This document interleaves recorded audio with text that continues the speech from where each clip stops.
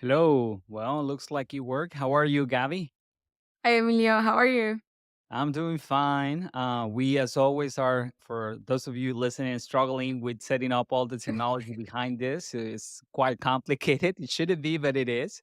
So, welcome to another episode of the Man Gen Studio. My name is Emilio Garcia, and with me is Gavi Garcia. And we are going to talk today about the role of content marketing in nurturing leads for the Man Generation program. So, quite an exciting topic. I hope everyone is doing well. And yeah, I this time Gavi helped me to set up a nice presentation for me to not ramble about the topic all over the place. So for those of you that are gonna watch this, I think it's gonna be quite helpful. But as always, we're gonna make it in a way that people listening will enjoy. So just start right away, and now you should be watching the presentation. Very nice. So today we're gonna talk about. There you go. The topics that we will cover is obviously rounding up a little bit our understanding of demand generation is always helpful, just to give some context for marketing practitioners. And then we're going to dive into the content marketing and lead nurturing strategy or tactic itself. And how do you create effective content for lead nurturing? And obviously, you always want to measure initially to know that you're going to get initial traction in the right direction, and eventually that you're impacting business KPIs like opportunities and revenue. And with that, we will conclude. So that's the agenda for today. And let's start obviously with a little bit of conversation about demand generation. And in general, while it is a marketing strategy or philosophy or methodology, if we want to call it, it is not all of the marketing.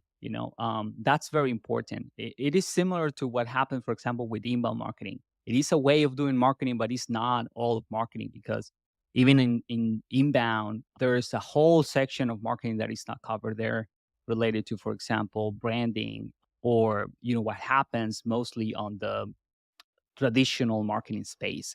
So with demand generation is very similar. It's geared heavily toward sales opportunities and revenue, and it leverages existing content and relies heavily on advertising. That's one key component. It's not only about it, but it relies heavily on advertising. However, it does have a component that it shares with inbound, and that's content, right? I typically say to prospects and clients that if you are going to do advertising at all, okay, and even if you think that's demand generation, even if you're just trying to capture demand, and the only message that you have is buy from me, there are just so many ways that you can say that, right? And you can just talk to a very small group of your target addressable market because most of them are not intent or in market at any given moment. So to really leverage your demand generation efforts and capture existing demand, you need to have content that covers all the buyer journey from the moment that they are not aware from the problems that they have to the moment they are searching for some solutions to the stage where are searching for solutions like yours. So you have to have content that answers the questions that your buyers will have along that journey. And then you will use advertising to deliver that message little by little, right? According to the stage. And that's the part where you can use the analytics and metrics to understand at what, to get a good estimate of at what stage they are in that journey, right? If you are showing something on social media, probably there's a low probability that you have intent and you will focus a lot on awareness. If they are in search engines, then you have a good guess of intent and then you can be more specific about the content and the questions that you answer.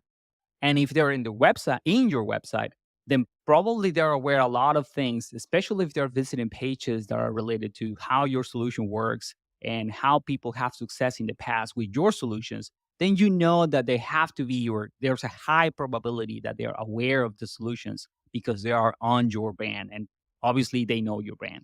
So you will tailor your message based on that. And content is a big portion of it, right? And finally, if they have opt-in for communications and they're part of your database, that's where the nurturing starts, obviously. And the reason is because now that you have that opt-in, you have an additional channel that is probably the most successful from all the digital channels available, which is email.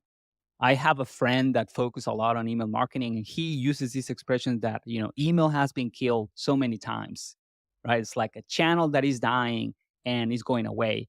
And it is true that I'm sure that the role of email marketing or email will change over the years, and more, especially new generations, rely less on them. But still, for a lot of businesses, especially for the B2B world, email is the way to go, and when you have that direct communication, definitely you should take advantage of it. So while nurturing, it doesn't happen only through email. Typically, when you're nurturing leads that you have opt-in, email is a great channel. So we will cover the how do you can leverage this for that. Now, talking specifically about content marketing and the role that it has on demand generation, it covers some areas, and there are at least some of them that we will discuss today. One is definitely it will help you to attract new leads, right? So that's the brand awareness portion of it, right? You can use content and distribution channels to bring valuable information to your prospects, especially those who are not aware of your the problems that you solve, and make them aware of your solutions and your companies. That's a great way that you can do that. The second way that you can use content marketing to leverage your demand generation process is to help you qualify leads. And I kind of gave a hint of it in the previous section, because if people is consuming your case study, for example, then they're auto qualifying themselves as someone knowledgeable and that is searching for a solution. We do it all the time. Actually, a few minutes ago, I was, looking at some information from clients' websites, and, and there are tools that will de-anonymize the traffic. And while you will not know necessarily the name of the person that is doing, visiting your website, at least you can get a sense of the company. And if it's a company that is in your ICP, and you look at the URLs that are visiting, if they are just surfacing your homepage and maybe some of the solutions, then probably you will qualify that lead or that company as someone that is more in the consideration stage, and you will not necessarily engage with someone with sales. But if the content that they're consuming is, deeper knowledge like white papers, case studies, they go to the let us have a conversation or start a free demo from your solution, then definitely they are more qualified, and it might be worth to reach out on a different channel to see if there's a need. And finally, obviously, content can be used to nurture, right? So using the example again of, if you have the direct channel of communication, which usually is email, but it can be also be just traditional SMS or any other sort of communication where you have identified one-on-one, then you can use existing content from your website, sales materials, or any other kind of information to continue to educate those prospect buyers. And at some point, they will be ready to buy, because most of the time they are not ready, even if they are aware of the solution, because it's not the right timing, right? Sometimes there are budget constraints. Sometimes, especially B2B companies, buy at the beginning of the business cycle in the year or any other moment. And during all that time, they cannot act even if they want to. And obviously, in some cases, there are long term contracts that cannot be changed. So, all those reasons prevent people from taking action. But if you just wait until they are ready, then your competition going to be there, for a longer time than you, and you will not have the advantage of brand awareness. So that's the tricky part, right? We understand that nurturing leads is a time-consuming activity, and sometimes doesn't yield immediate results, like nurturing or talking directly to people that is ready to transact. But you are giving away the opportunity for future business if you don't have established strategy to make it happen. So that's quite important.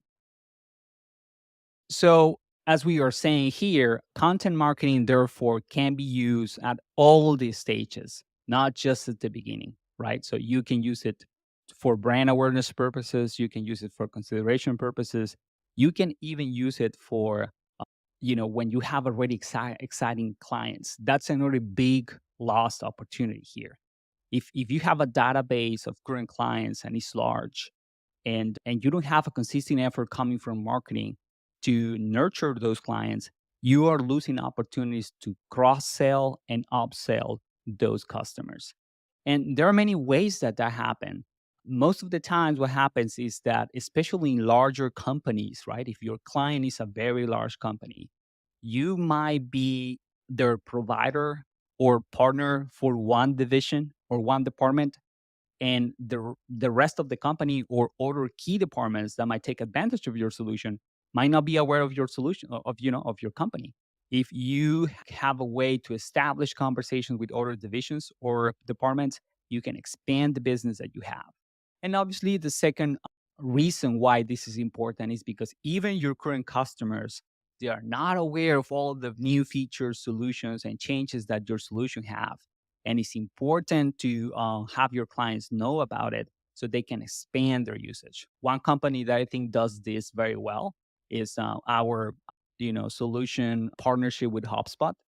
As most of you know, they started as a marketing solution primarily focused on blogging and marketing automation, and they have exploded over the years and now cover the CRM space, competing with Salesforce, and they're covering the customer success, competing with tools like Zendesk and similar ways, and even business intelligence, and nowadays AI, right, is obviously included there. And there's so many changes that they have an ongoing effort to educate current customers on a weekly, on a monthly basis through events about all the new features on their current marketing solutions, plus all the changes and add-ons to the ecosystem. And that's important because client notice. And for the clients that we have that are using HubSpot as a platform, we can see how that effort eventually increase the stickiness of the platform, right? Some clients of ours start with marketing on a very simple package, and over time, because of usage and all of that communication, they start going up and upgrading the existing solutions and adding additional products. So it's very important to not forget that you also need to nurture current clients, not just the prospect ones, right? So that will be something important for you to do. Now, how do you organize this effort? And probably that's one of the first questions that you might have. What are kind of the resources that you can build to start nurturing your prospects along the way? And some examples, right? So obviously you have the educational resources more in the terms of blog posts or articles or infographics that will help you to educate your leads for those that are looking for, brand awareness kind of information. And then you will have more in-depth content that showcase your expertise, like case studies. That those are a great example. You will be amazed every time that we look at data from people surfing a specific website. When you follow the path of the pages that they navigate, case studies, portfolios are always visited when someone has intent. So it is very important to have that social proof, because especially in B2B scenarios, the person that is searching for the solution is trying to minimize risk. And one way to do that is to make sure that the company that they're hiring has done this before with a company like them, right? With a scenario like them. And so that's something that is critical to keep in mind when you're building those case studies. Now, obviously, some prospects will want to get firsthand glimpse of how it's working with you, how it feels, what is your thinking. And so reading content, the challenge that we have with that is that we don't truly know who made it, right? You can hire someone else to write an article or a blog piece. And obviously on the case of case studies, you can cherry pick the scenarios where you were successful and ignore the ones where you were not so much successful. So, a way of creating content that gives them a glimpse of how it will be working for you will be activities where you are, engaging directly with your audience. And it can be at different levels. So, webinars, for example, are a great way to have that one on one interaction. Highly recommended that you give your team an opportunity, especially the subject matter experts, to be part of the conversation so they can see what is the positioning and thinking of your company. How do you think about the problems that potential buyers might have? And you can find different formats, right? Like the ones that we're doing right now, which is more the potential prospect will consume the content but not necessarily interact with us in real time, but at least they get a glimpse of how is the internal thinking of the company. But you can build something more interactive in the form of a webinar or a Zoom session. And obviously some of this content can even be produced traditionally, right? You can just set up a session or a seminar where you invite key customers and have conversations. So there are many ways that you can leverage that idea. Also, like podcasts or like the ones that we do and social media posts that we do all the time too. They're including the educational resources that we can use on creating content as well. That didn't mention that, but some that we can include into our strategies. Yeah, it is definitely true. Now, something that we are kind of like assuming here is that we already know what not just the type of content, but what we will say. And that's obviously something very important to stress out. You might have different formats, but the reasoning on if you're going to do blog posts versus white papers versus case studies, and if you're going to read it on a reading format versus an audio format versus video format, will come from the fact that you need to know in advance how your potential buyers like to consume content, right? What is the format that usually works for them? And it's especially important to have conversations with customers, right? To ask them, know how this is the tricky one. You don't want to ask them, what do you like the most, podcast or video? You phrase the question in a different way. What you ask is, how do you bought this solution in the past? What research you did, or what are the places where you go and consume content to learn more about, for example, CRMs or project management services? And you will get different question answers, right? Oh well, I depend heavily on social media recommendation, or I ask friends. And for example, well, if you ask friends, you ask directly, or are you asking on some spaces like might be WhatsApp groups or Slack groups or Facebook groups?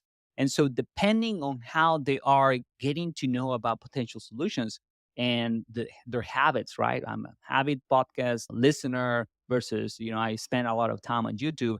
That will tell you how you need to format the content so they can consume it better, or in an easier way. So that's obviously very important. That you need to get a good sense of what are the ways into how your prospects consume content. Very good. So, and we are kind of like going to cover that in the how do you develop that comprehensive content strategy. Those are the steps, right? We have covered some of them already, but if we need to put them in order, is you start defining your target audience, right? Which is that's the part that you share with demand generation. For In order to distribute the content successfully, you need to define your target audience so you can get a sense of how big your effort is going to be, right? If it's going to be very narrow with a handful of companies that are large, you will use a different path that if you have tens, hundreds, or thousands or tens of thousands of companies, then it will be very difficult to have one-on-one conversations to distribute that content. You will need to use something that has more leverage. Then you will need to identify your goals because, as we were saying, sometimes your goal is just to improve brand awareness across an industry. Sometimes it's increase upselling, cross-selling opportunities for your customer base. And so those are very different goals, even if you're going to build content for both of them, for both of those opportunities. Once you have defined the audience and defined the goals, and in the audience definition is included the distribution channels that you will use, then you will need to come up with a content calendar, because usually you can leverage some of the content that you already have, but most of the times you will have to build or repurpose that content specifically for the program or content market and lead nurturing program that you're going to implement. So you will need a content calendar to keep everybody aligned. and usually is aligning your marketing team members plus your sales team, because some of that content will be used by sales as well. And obviously, as we said, you choose the right content formats. One key recommendation that I have here is because most marketing teams are resource constrained, both on money and people, that ideally you pick no more than one or two content channels or hubs, and no more than one or two distribution channels. Test them for a little time, and little time might be a few months, right? We're not talking about weeks here. And on those few months, you want to start looking at those initial KPIs just to prove that you have some meaningful traction that will allow you to decide if you want to continue or double down on that effort, or if you want to try something else, right? So a content hub can be your blog, you launch your podcast, or you launch your live video series. It is typically something that you can put a cadence on it, so you keep your team aligned and committed to building up that content consistently. Because probably just like with any other things in life, the biggest challenge for content creation is the discipline of doing it consistently, right? So it's very easy that dates slip off and your blog is not launched, your newsletter is not launched, your episode is postponed. So you need to have that calendar and the discipline of building that content ahead, so you can start giving your audience the knowledge that you are going to be there consistently providing value. And once you have created the content, then you start distributing, and as we said, you track the results. And here the key is that that tracking will happen at two levels, because your goals are usually business goals. Like you want to increase the market share or you want to increase the revenue year over year. But for the first few months, the impact that your efforts will have on those big goals is going to be almost zero, right? And if you don't track something in the middle, then you will feel that the effort is not yielding any results. So you need those leading indicators, and those leading indicators follow the funnel usually. Just to put an example, imagine that you are building a blog, that will be your content hub. And if you're not going to do advertising, then SEO will be automatically your distribution channel, right? So those blog pieces will start indexing on Google. And if you also have on your team or you hire someone that will help you improve the chances that your content index faster at a higher position and for more queries, then that will be the improvement or the effort that you will have to improve the distribution channel, which will going to be search engines. So when you start the effort, the initial metrics are just, are we publishing at the speed or the frequency that set up ourselves to do, right? That's the one thing that you want to enhance or motivate the team to accomplish, right? So it's going to be on a monthly basis, it's going to be on a bi-weekly basis. Are we keeping true to our schedule? After a little while, then you want to start tracking the first impact of that publishing is that those pages are being indexed by search engines, right? You can say, well, they're being picked up by Google and improving the chances of doing that. And initially your position or the ranking is going to be very low. You're going to be in page 10, page 9, page 8.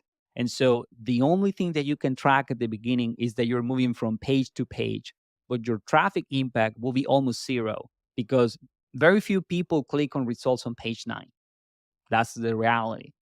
But if you keep focus on seeing the rankings improve, even through some link building and things like that, eventually your blog will hit page 1, and that's when you start seeing the traffic, right?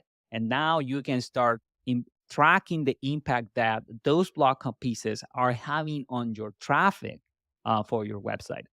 Immediately you need to want to focus on the quality of the traffic to inform you if the content that you're building is the right one. And what I mean by looking at the quality of the traffic, you want to see what countries the traffic is coming from or the visitors are coming from. Are they coming from mobile? Are they coming from desktop? Are they staying a long time? And if you have tools that allow you to reveal the companies of the visitors, even better, because that way you can know if the traffic is coming from the ICP or is coming outside of it. Do you have a lot of college students, reaching out to your content? That's not bad, but they will not be probably buyers from a demand generation perspective. So you want to be mindful of the quality of the traffic itself. After a little while, obviously, if your traffic keeps improving, what should happen is that some of those visitors will start becoming leads. If you have extra offers on your blog content, for example, for subscribing to your newsletter, downloading additional content along the path, right? Like case studies, ebooks, teaching people, your lead generation metrics should start improving, right? So your conversion ratios should improve. You will need to add call to actions to those blog posts so you can start getting leads. And it's the same parameter, right? Some of those leads will be become hand raisers and start asking for consultation with your sales team and so forth. So you can see where I'm going with this, right? Eventually, those leads become opportunities, and those opportunities become revenue, and their revenue will circle back to your effort and will give you an idea of the return on investment. So you can see this is a long path, and that is the reason why content and lead nurturing is not something that you can do for 2 or 3 months and then stop and recoup the investment for the next sales that you will have. That will not happen. Even with advertising, you are just shortcutting the initial stages, right? You are not waiting for that ranking effort. You are not waiting for that big social media following to build up. You're just getting in front of the right person or in front of the right searcher instead of waiting for Google or for social media to pick up your content. But still, they will walk through all those stages before buying from you. So you really need to build up the expectation on management that the results that you will be tracking at the beginning are going to be leading indicators, are going to be, some people call them fluffy or not impactful indicators, but they are just proxies for initial traction, if that makes sense. Right. So this is probably one of the key components of tracking results, not getting diluting on. It's not that we don't care about the, you know, important metrics like business impact. It's just that they're not going to happen over time. That's something really important to understand. And yeah, as I was saying, and I covered most of them here, but as I was saying, some of the key metrics that you will develop will vary per content hub and will vary by distribution channel, right? As I was saying, if your content hub is blog and your distribution channel is SEO, then you will focus on metrics like those. But you can do the same, for example, with content that is created on a blog piece and distributed on social media. The only difference is going to be that in social media, you will focus on the number of followers for the channel that you pick, on the engagement of the blog post that you have, the reach. And similarly, you want to look at the quality of your followers. Are you getting a lot of followers from the RSCP? Or is mostly family and friends the ones that are clicking and liking that content? It's not bad, right? We always are grateful for the encouragement, but they will not buy from you.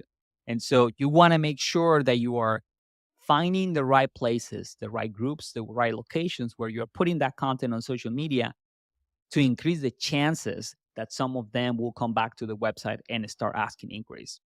One key thing, though, for some of those distribution channels that is important to keep in mind is that there are some of them that will have a hard time on attribution. Like social media is a good example.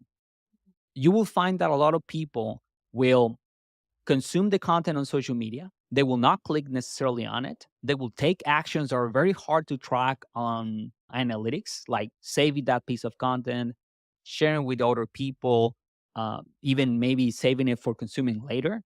And they will come back later to your website, typing directly the URL of the name of your company or by any other means, right? Doing a search. So if you are doing some distribution channels like social media or even groups or more traditional efforts like sharing that content on trade shows or similar things, what you should be looking for is an uptick on the traffic, but coming mostly from direct and organic. And because that's hard, right? If you're also running organic at the same time, you will wonder, well, is this basically coming purely from the content that I'm distributing on search engines or is coming from the efforts that I'm doing on social media? It is really helpful that both at the anonymous level and at the form level, you ask the question, how do you hear about us? Right? So if you want to get a sense of the quality of the traffic, you can ask the traffic in an anonymous way. How do you hear about us, right? And you don't ask for email. Most people will not answer, but if you have tens of thousands of visitors per month, some of them will answer, and that will be very quality sample to get an idea of the distribution. And obviously, for the forms themselves, also is a great question to ask, because what the answer reveals is what is the most impactful channel that people remember you, if you have many of them. But finally, that's the other reason I highly recommend to focus in on one or two distribution channels at the same time. So you lower the possibility that you have conflicting channels competing for attention, right? And therefore, you wonder if one or the other is the one that is impacting the business performance. So focus on a few so you can have a clear vision of the impact. Sometimes it's not going to be direct, but eventually you will see some impact if the channel is doing the proper work. Finally, one of the things that I want to highlight here is that the other key area of a struggle is the idea of return on investment, because there are so many levels to measuring return on investment here. The simplest one, and the one that most people struggle and eventually stop on a marketing effort because they don't see return, at least the way they measure, is that they just take some or all the investment, right? All the spending, and then they circle back and look at how much revenue for that single event a new client brought, right?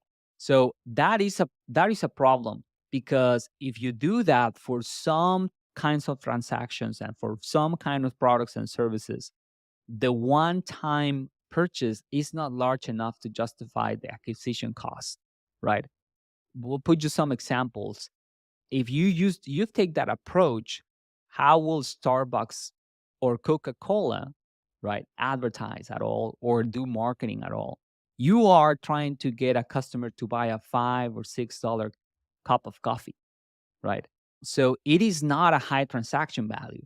But the way they need to look at it is, what is the retention of companies like Starbucks or Coca-Cola once they have a customer for one of their products, right?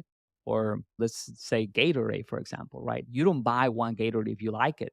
You buy it consistently over time. So that term of purchase, and for B2B applies similarly in a different way, right? Is usually when, especially for SaaS, you don't have 1 month of subscription, you have a year subscription, and that usually, if you have a good customer experience, that will continue for the years to come. And that's when the cost of acquisition changes completely, right? The comparison is, if I land a client and I'm just getting $30,000 on a year, but that client is going to be with me 5 or 6 years, then investing 6 months of that revenue to acquire that 5 year, 6 year customer makes sense, right? So, really, really important that when you start these efforts, if possible, you have a customer lifetime value for reference, right? Because usually, if you have a new distribution channel, that lifetime value will be unknown. And if you're talking about years, then you will have no idea of what will be the return until 6 or 5 years, and some of your customers churn and all that. So nobody is that patient, right? Considering marketing, if or management, if you tell them, well, we will know the return on investment in 5 years, we cannot wait that much. But you will have some reference, right? If most of your customers have come from referrals or from more traditional channels, you might have a history, or you can refer to competition there, right? What is the average lifetime value or tenure of a client for a product that is similar to ours? Get that estimated LTV and use it to justify your investment. And obviously, continue to track it until you get the true return on investment for the new channel that you're launching, right? So that's another key that is important when you are, especially when you are creating content. So, with that, we will finish today. I hope you have found this useful. Again, as a summary, content marketing and especially nurturing your client, your prospects, is a very useful tool, part of your demand generation program. It helps you along the way from brand awareness through consideration, customer acquisition, and even expansion. and definitely invest time to understand what are the ways that your customers consume content, the formats that they use, build up metrics to measure success, but not just focus on the business ones, right? The ones that matter to management, but also focus on leading indicators to help you gauge traction and experiment, right? That's the other thing. What might work for a company might not work for another one. So these are just best practices. What really matters at the end of the day is for you to test for your company on your own scenario. So thanks so much for listening. I hope you can join us for the next one. And until then, have a great day. Have a great day, everyone. Have a Bye. great day, Emilia.